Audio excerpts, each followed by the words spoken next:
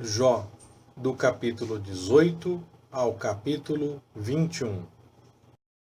Então respondeu Bildade, o suíta: Até quando estareis à procura de palavras? Considerai bem, e então falaremos.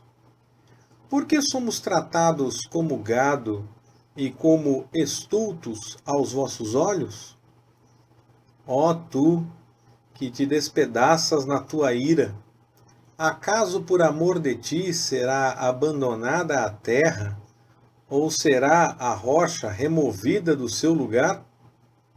Na verdade, a luz do ímpio se apagará, e não resplandecerá a chama do seu fogo. A luz se escurecerá na sua tenda, e a lâmpada que está sobre ele se apagará. Os seus passos firmes se estreitarão, e o seu próprio conselho o derribará. Pois, por seus próprios pés, é ele lançado na rede, e pisa nos laços armados. A armadilha o apanha pelo calcanhar, e o laço o prende. A corda do mesmo está-lhe escondida na terra, e uma armadilha na vereda. Terrores o amedrontam de todos os lados, e de perto lhe perseguem os pés. O seu vigor é diminuído pela fome, e a destruição está pronta ao seu lado. São devorados os membros do seu corpo. Sim, o primogênito da morte devora os seus membros. Arrancado da sua tenda, em que confiava, é levado ao rei dos terrores. Na sua tenda habita o que não lhe pertence. Espalha-se enxofre sobre a sua habitação. Por baixo se secam as suas raízes, e por cima são cortados os seus ramos.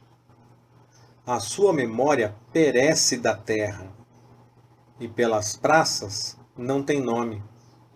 É lançado da luz para as trevas, e afugentado do mundo. Não tem filho nem neto entre o seu povo, e descendente nenhum lhe ficará nas moradas. No seu dia pasmam os do ocidente, assim como os do oriente ficam sobressaltados de horror. Tais são, na verdade, as moradas do ímpio, e tal é o lugar daquele que não conhece a Deus. Então Jó respondeu: Até quando afligireis a minha alma e me atormentareis com palavras? Já 10 vezes me haveis humilhado. Não vos envergonhais de me maltratardes? Embora haja eu, na verdade, errado, comigo fica o meu erro.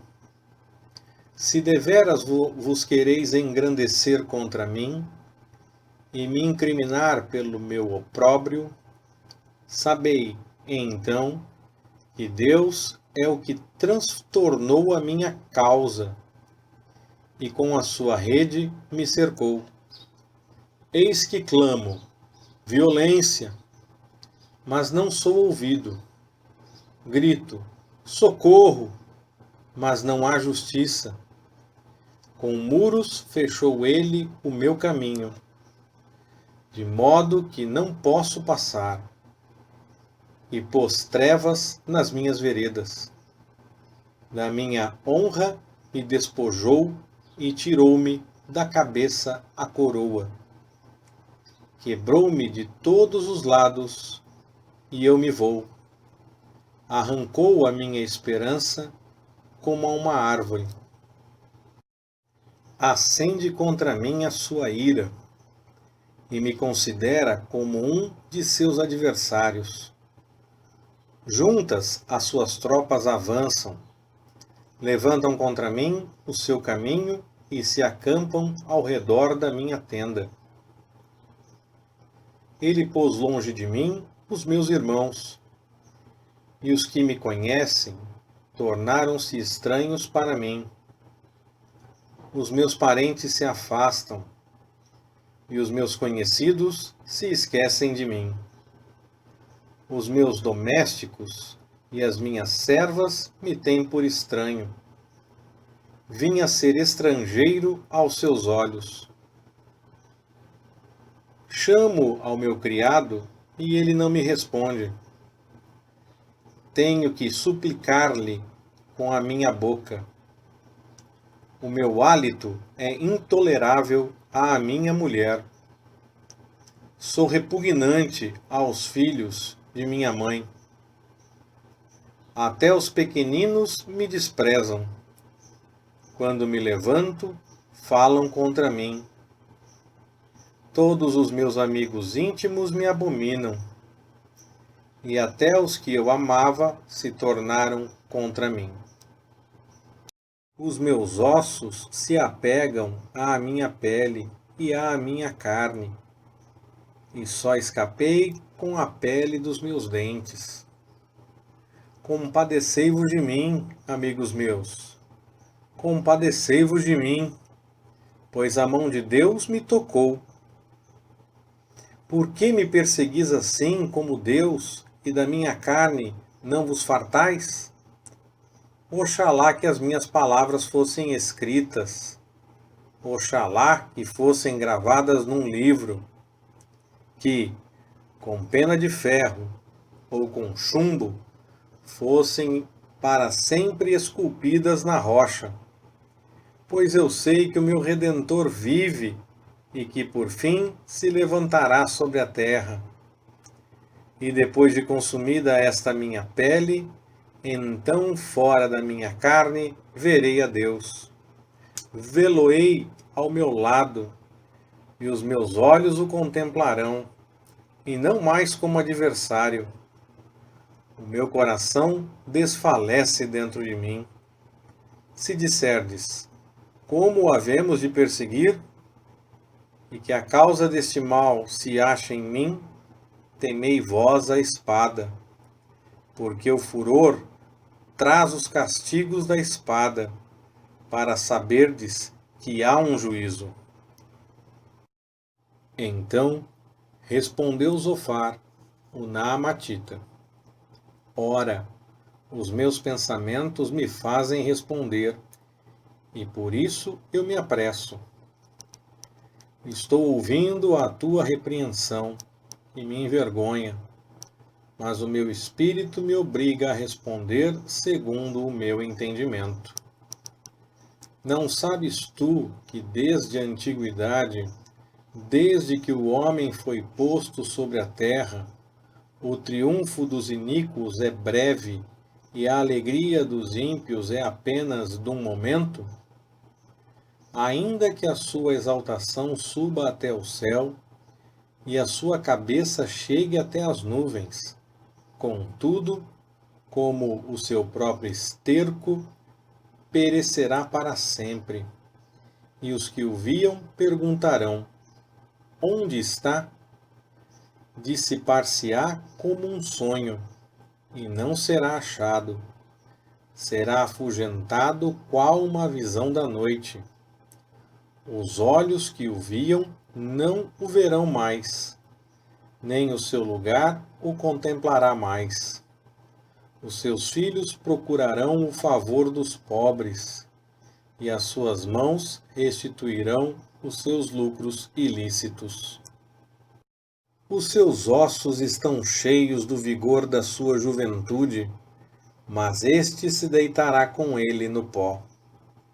Ainda que o mal lhe seja doce na boca, ainda que ele o esconda debaixo da sua língua, ainda que não o queira largar, antes o retenha na sua boca, contudo, a sua comida se transforma nas suas entranhas.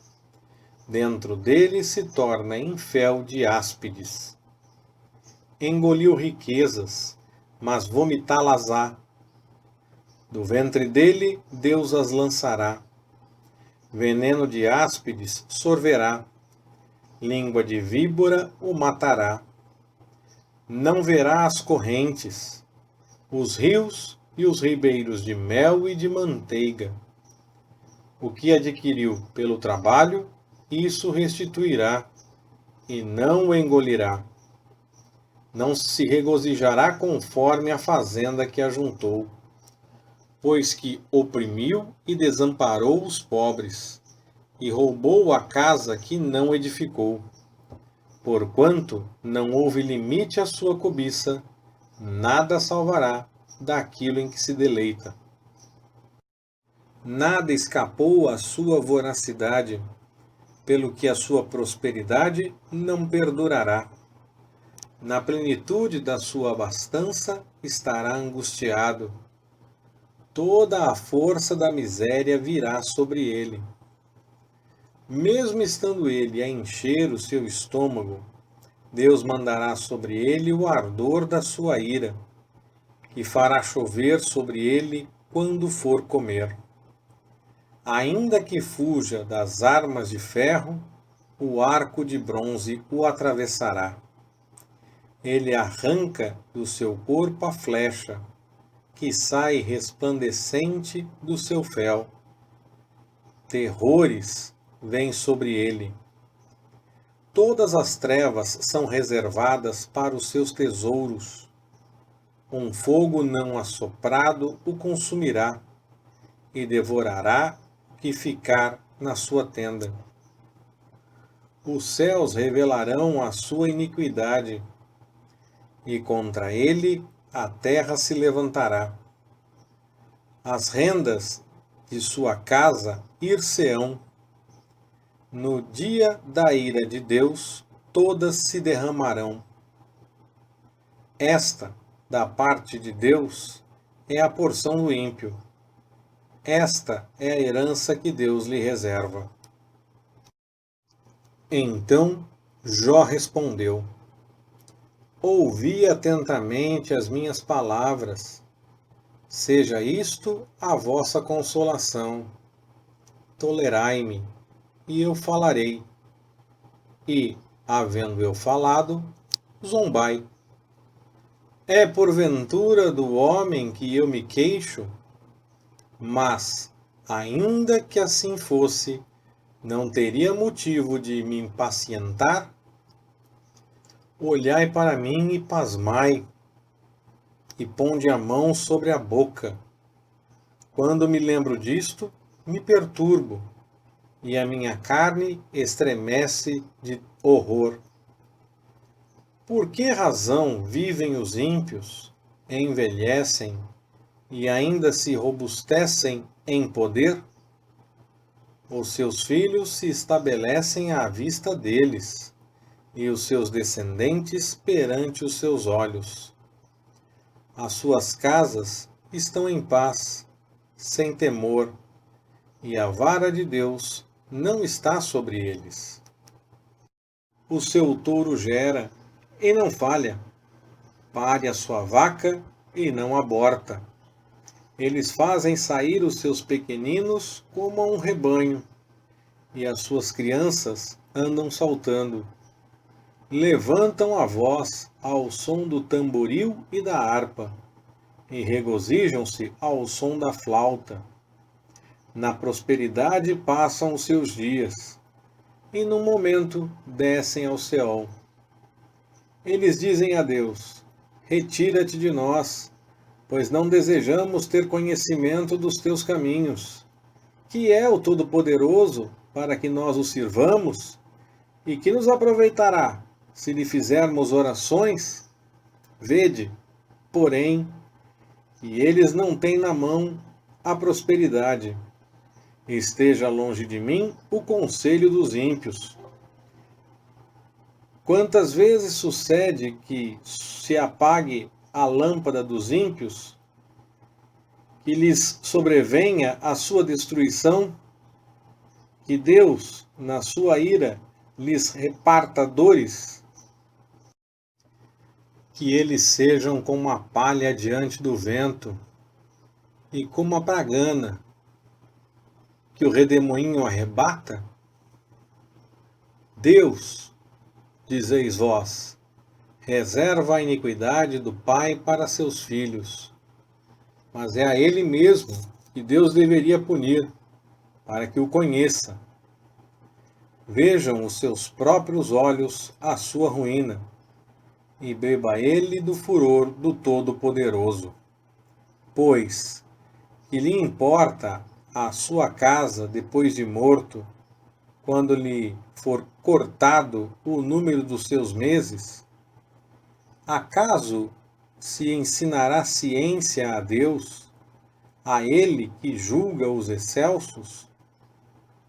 Um morre em plena prosperidade, inteiramente sossegado e tranquilo, com os seus baldes cheios de leite e a medula dos seus ossos umedecida. Outro, ao contrário, morre em amargura de alma, não havendo provado do bem.